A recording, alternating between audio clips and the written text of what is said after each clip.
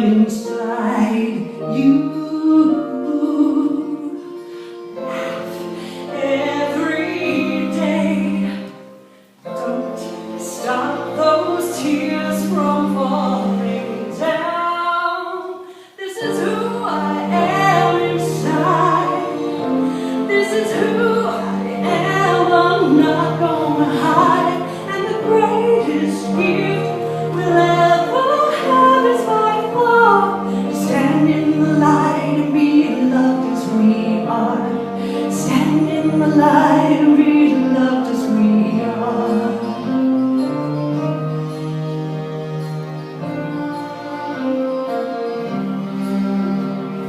Courage and kindness, hold on to your faith. Give what you give and you never too late to reach for the branch and climb up, leaving sadness behind you. Fight hard for love. We can never give up. This is who I am inside. This is who I am. I'm not gonna hide. And the greatest gift we'll ever have is by far stand in the light and be loved as we are. Stand in the light and be loved as we are. Riding the storms that come raging toward us, we die. Holding our breath as we break through the surface with arms open wide. Arms open wide.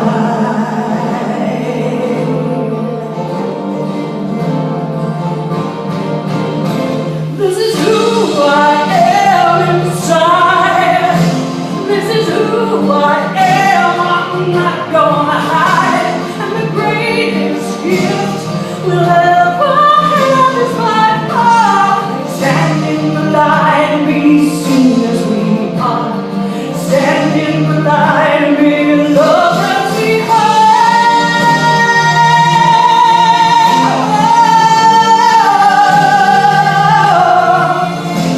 Yes, the greatest gift we'll ever have is by far stand in the light and be loved as we are. Stand in the light and be loved as we are. So stand in the light and be loved as you are.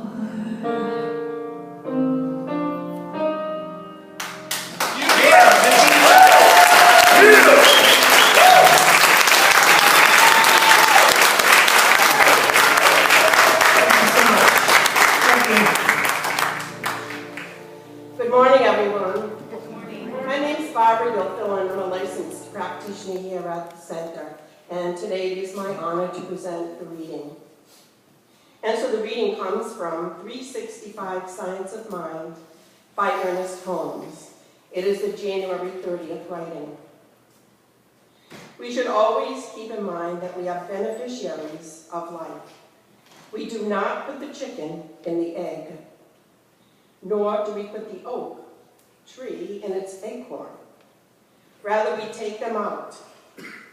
We did not create the divine presence, nor the law of good. We commune with the presence, and we use this law. Therefore, Jesus said that it is your Father's good pleasure to give you the kingdom. It is our business to receive it. And in doing so, we follow the same method that any scientist would. For the scientist knows that he did not create the laws that he uses or the principles that he employs. And so it is. So let us now move into prayer. And I offer you today a spiritual mind treatment that was written by Dr. Holmes. And so please settle in, close your eyes, and accept these words that were written in the first person. However, please accept them for you. It is my Father's good pleasure to give me the kingdom. Today, I accept the kingdom, and I accept it in its fullness.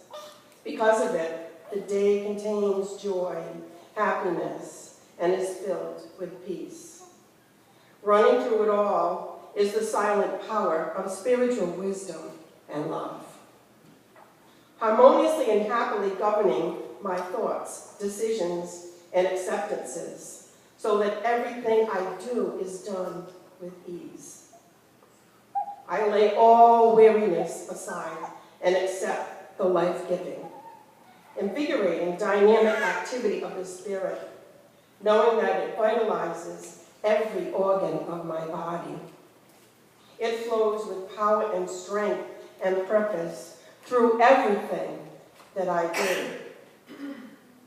It flows with strength and purpose as everything I do is done with ease and grace. It leads me gently down the path of life. Today is the day that God has made, and I am glad in it. Today is the day that God has made. I am so glad. When evening comes, the coolness shadows of peace will fall across my pathway, and the quiet of the night will enter into my soul, while the beatitude of the Spirit flows through me as a river of life. And so now I move these words into gratitude. Gratitude for the truth of each and every one here. Gratitude for the truth that each one is a divine, magnificent, individualized expression of good. And so in gratitude, I simply release these words. I release them to the creative law, the mechanism by which thoughts move into form. I say amen. And together we say, and so it is. And so now, let us welcome Reverend Chow.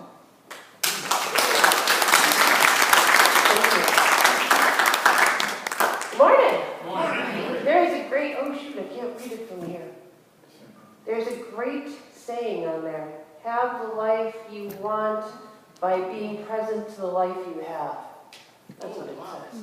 Have the life you want by being present to the life you have. Mark Nepo, one of my favorite authors. He's a poet. Wonderful, wonderful author. If you ever have the opportunity to read one of his books, do. It will change you. So, we're going to get right at it because, as usual, I have way too many slides. And we want to keep this at about 20 minutes, so we'll see how we do. Acceptance, accepting what is, begs a question. Accepting what is our human experience or accepting what is the spiritual truth? What are we talking about when we say accept what is? Well, I would say both. We have to accept what is our human experience so that we can accept what our spiritual truth is. They work together. They work in harmony with each other. They reflect each other. So that's what we're going to talk about today. This idea of accepting what is as our human reality so that we can accept the spiritual truth. And this happens in like three different steps. Accepting the human experience, moving through resistance, because in order to accept our spiritual reality, we actually have to experience the human experience, move through any resistance that we have towards that, and then take on the spiritual reality. So that's what we're going to talk about today, these three steps. So let's talk about accepting the human experience. Let's face it, stuff happens. It does. It does. We lose jobs. We have illness in our body. We have arguments and fights. Things don't always go exactly as we had envisioned. And being a place that believes in love and law, part of us goes, why is this? Why is this happening? Why is this happening to me? And we can go into victim pretty quick when things aren't going our way, right? Why is this happening to me? And there is part of us, because you're sitting in these chairs, that knows that it's not happening to us, it's happening through us, right? And then that becomes kind of a mental battle for sure. Does that happen to you guys? Happens to me all the time. Because I look at my life and I know my life is a perfect reflection of my thoughts. If you want to know what your secret thoughts are, look at your life. It'll tell you what your secret thoughts are. And so, yes, stuff happens. Yes, it's God moving. And sometimes it gets messy. Sometimes the quickest way to deliver your greater good is by creating a mess of your life. Or at least that's what it looks like. That's what it feels like, right? But if you look back at everything that was messy in your life, all of the hard times, did you emerge from it a bigger, better person, and did your life improve? Yes. That's the way it works. Sometimes when you're in the middle of that, it's really hard to remember that, though. It's really hard to remember that. But it's part of it. Sometimes we have to messily release what's no longer serving us so that we can create a space of allowing something new to come in. So the idea of allowing what is in your current life experience is really important. Because if we don't allow what is, we create resistance, which I'm going to talk about fully in just a minute here. And it also creates disharmony within us, right? If we try to fight or, the biggest thing is saying, I just can't believe that this is happening to me, not wanting to deal with what's going on. Instead of maybe having an idea of, well, I'm not real comfortable here right now, but I know something greater is seeking to emerge. Well, let me take a deep breath. Breathing's a big deal. We're going to talk about that in a minute, too. Breathing is a big deal. Just creating this sense that everything is going to be okay.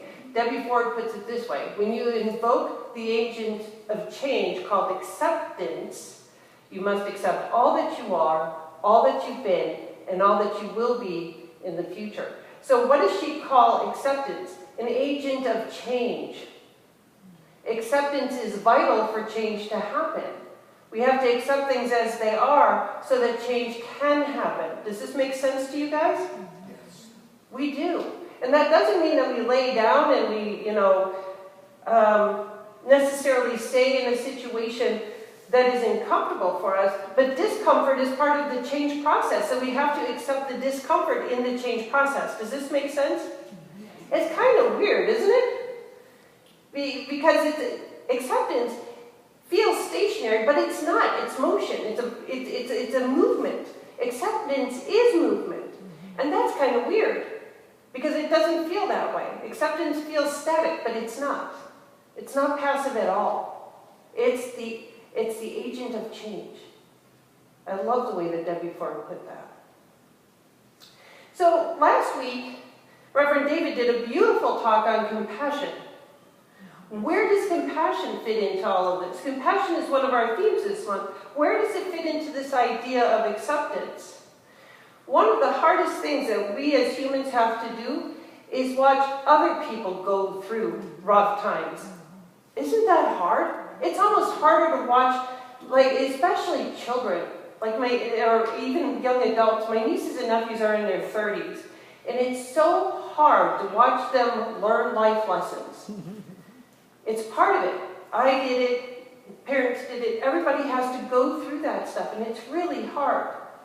And one of the things, especially knowing what we know about religious science and thoughts are things and love and law and all that stuff, is there might be a tendency to rush forward and say, just change your thinking. It'll change everything. Change your thinking now. And we can tend to jump on people and in an effort of help, when what they need is kindness and compassion.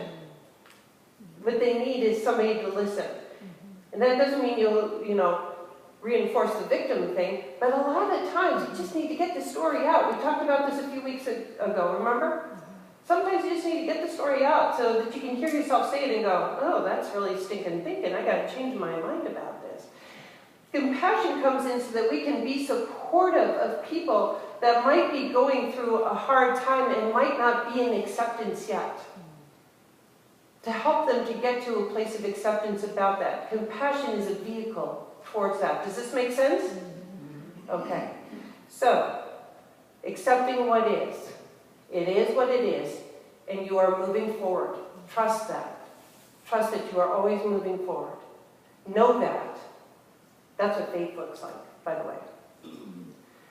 Moving through resistance. We're going to talk about 3 areas, or 3 ways that resistance shows up. Resistance often looks like fear. Resistance can look like anger. And resistance can look like feeling paralyzed right where you are. Anybody here experience any of these? No. Okay, just making sure. All right. So, let's talk about how to dissolve resistance. Remember, fear is excitement without the breath. What is fear? Fear is our mind, body, spirit telling us that we are on the edge of something unknown. That's what fear is. It's a signal to us saying, I don't know what that is out there. That's literally what it is. I don't know what that is. And you feel it in your body, and you feel it in your head. Well, it's okay to not know what it is.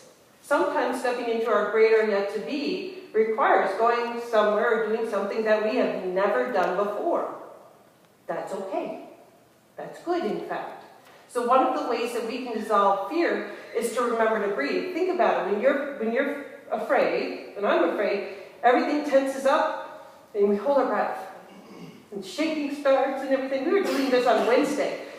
Richard led us through this great exercise on Wednesday where he talked about how, especially as adults, we don't shake. And that it's important to shake and get the energy back out. And he led us through an exercise where we shook. We literally shook our whole body. It was really cool. And you felt this exhilaration after it. It was neat. Thanks for bringing that and sharing that with us, Richard. If you want to know about it, ask Richard. He's in the back of the room. And that's a yoga technique, Richard, is that correct? Qigong. Qigong. It's a Qigong technique. It was just awesome. It was really cool. Another way to do it is just to remember to exhale and inhale. Take 3 deep breaths. If you feel yourself tense up, stop what you're doing.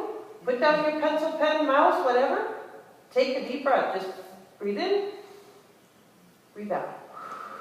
I mean, even if you just do that right here, right now, you'll feel your whole body relax. So, one way to dissolve resistance showing up is fear. Breathe. Breathe. Breathe in, breathe out. You can do that anywhere, anytime. Anger. Often resistance shows up at anger, at a person, a situation, a thing. What anger is to me is it's a signal that one of my rules has been broken. One of my rules that I made up, that I learned, that I have. So anger is a signal. All these feelings are just signals. They're just signaling that something is off. Something's new. One of my rules has been broken. So how do we remedy this? First of all, understand that that's what anger is. It's not that somebody did something to you. Truly. Most of the time, 99% of the time, somebody is not doing something to you on purpose, but they might be breaking one of your rules. So it's important to be able to use some of the tools that we've been talking about over like last month was all about communication. We talked about a lot of tools to communicate better, right? So one way to resolve or dissolve resistance showing up as anger is to talk about it. Figure out what rule has been broken and bring it up. And also decide, consciously decide if it's an important rule to keep. Some of our rules were put in our heads, in our hearts, in our minds when we were children. And they were there for very good reasons. But they may not serve us anymore. So we might be operating on that logic, that system, that structure of rules that may have no business being in our life anymore. Does this make sense to you? Mm-hmm. So when anger comes up, let's take a look at what rule was just broken inside me. Do I want to keep that rule? Yes, no. And how can I work with this person that has set it off, or this situation that has set it off? It might mean that the situation needs to change. Often it does, if the rule is worth keeping. And that's okay. Again, this is a signal. So that we can step into who we are. Does the rule serve? Should I support it? How can I support it? And how can I do that with other people? Yes? Okay, so that dissolves that area of resistance. Paralyzed. Feeling paralyzed is the result of fear of change, of the unfamiliar. So paralyzed is just fear really taking hold, isn't it? And then the feeling of not being able to move is 100% fear. 100% fear. So we refer back to point 1. Take a deep breath. Take another deep breath. And do what you can with what you have where you are. There is always something that you can do to step into the next phase, the next step. There is always something you can do. So just try to do one thing in service of where you're trying to get to. One little thing. Make a call. Clean out the drawer. It can be little, but it shifts you out of being paralyzed. Doing one little thing in service of the direction you want to head in. Does this make sense to you? And you can find one little thing to do and not be paralyzed anymore. You can do this. You can find one little thing that's in the direction of where you want to go. Do that. And then another little thing will pop up. And then another little thing will pop up. And another, and another, until suddenly you're well on your way. One little thing. Okay. Let's talk about really what the power of attraction is. And it's really important to understand what the power of attraction is so that we don't remain in resistance, that we do accept what is. Because, okay, so our movement, it's a bum rap sometimes. People think that we're all about stuff. And that the power of attraction is all about stuff. Stuff is where we can see the power of attraction working really easily. In the tangible world, like if we work on attracting a parking space, programming a parking space, attracting a perfect mate, attracting money, attracting an item, attracting whatever, we have tangible proof that this stuff works. But that's not the only place that it works. It works with everything. Everything across the board. Everything works with this law. Whatever we put our attention on, we get more of. That's the real truth of the power of attraction. If we put our attention on the good in our life, we get more good because that's what we're focused on. If we put our attention on what's not working in our life, we get more not working in our life because that's where our attention is focused. Does this make sense to you? This is the truth about the power of attraction. It's bigger than stuff. It's everything. It's the law of circulation. What you put out, you get back, generally tenfold. So if we're in resistance, if we're in fear or doubt or worry or any of the way that resistance shows up, if we're in anger, what do we get? More stuff to be angry about. If we're in fear, what do we get? More stuff to be fearful about. It's the way it works. So let's work towards accepting what is so we can be in harmony with the world and be in peace. Does this make sense? Yeah. We are the peace we're seeking. We are the love that we're seeking. We are the joy. We are the abundance. We are the health. We are the everything. All of that is within us here now, period. And it's by this law that it shows up or not. Or not. And again, even, when we were talking about being paralyzed and doing one little thing in service of the direction you want to head in the same way, even when you are in a room that's full of crap. Like my husband always says, there's a pony in here somewhere. I'm looking for it. He'll say that every once in a while. Just when he's having a bad day, there's a pony. Looking for that pony. Look for the good, because you will find it. You will find good in every day. Every single day. And the secret is just to remember to look for it. Make sense? Absolutely. Okay. Accepting spiritual reality. The reading today had some beautiful gems in it. Just loved them. Like, we should always keep in mind that we are beneficiaries. I can't say that. I'm so bad with words some days. Anyway, beneficiaries. Good job. Thank you. Of life. We did not put the chicken in the egg, nor the oak tree in the acorn. Rather, we take them out. Isn't that cool? What a great statement. Holmes just rocks. That is just it. We are beneficiaries of life. We are here to enjoy life. Why are we here? To have fun. To be happy. To spread joy, peace, love. We need more of that in this world right now. We do. And we are here to spread that. And as we put our attention focus on that, guess what? It happens more and more and more and more and more. This is good. We have a lot of people that are understanding this now and are starting to live from there. We do not put the chicken in the egg nor the oak tree in the acorn. No, Spirit does that. Spirit put in us a certain number of traits. And we are here to hatch. Don't you think? Yeah. We are here to hatch and become our true selves. I loved Vicky's song. Was just so awesome, wasn't it? Yes, always. Stand in the light and love who you are, yes? That was awesome. That was just terrific. That's what it's all about. So we take them out as an energetic. You know? It's again, the law of circulation happening right here now. We did not create the divine presence nor the law of good.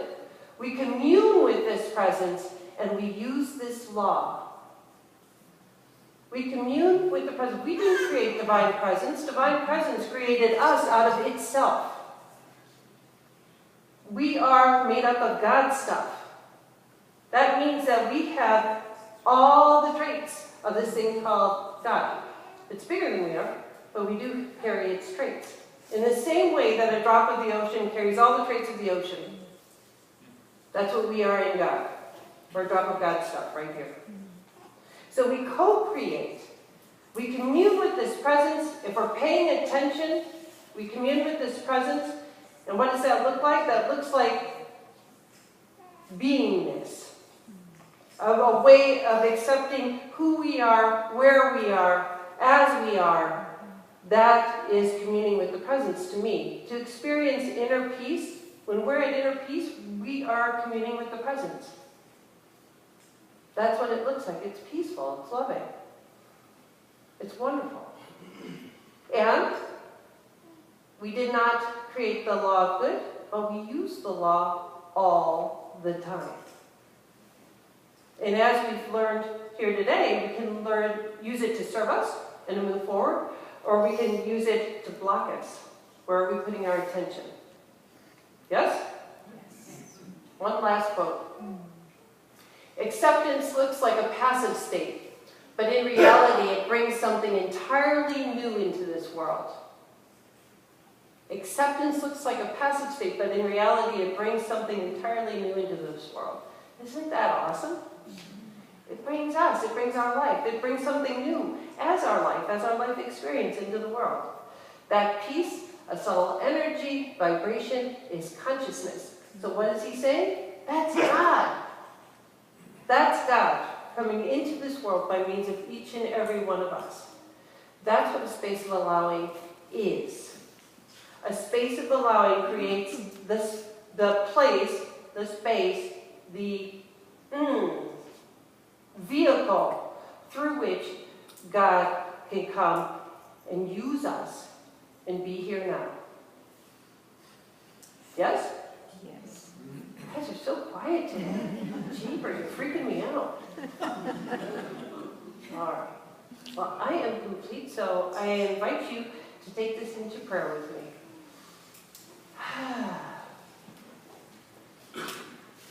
So settling into the right here, right now, let's consciously cultivate a place of allowing within us. Let's take a deep breath together.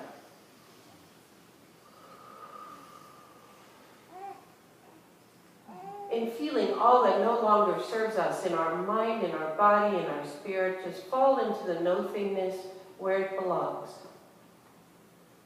Feeling life bubbling up within us. It's a joy-filled thing. It's a loving thing. It's a kind thing. It's a exuberance. It's like breathing in soda pop. I can't even describe. Bubbly effervescence, life itself, bubbling up, seeking fuller, freer expression by each one of us, as it can only do as each one of us, individually. Cultivating a space of allowing for more good, more God to show up as our love lives, as our family lives, as our work lives, as our financial being, as our health, as our wellness. Cultivating a space of allowing for the good to just flow by each one of us. Gone is any resistance to the good flowing as our life, right here, right now. So I'm just so happy and grateful to have had this time together. I'm so happy and grateful to explore these truths and know them with everybody here. I am happy to be alive and to be here now. So in gratitude and celebration of all that is and all that is coming, I just say amen and let it be, and so it is.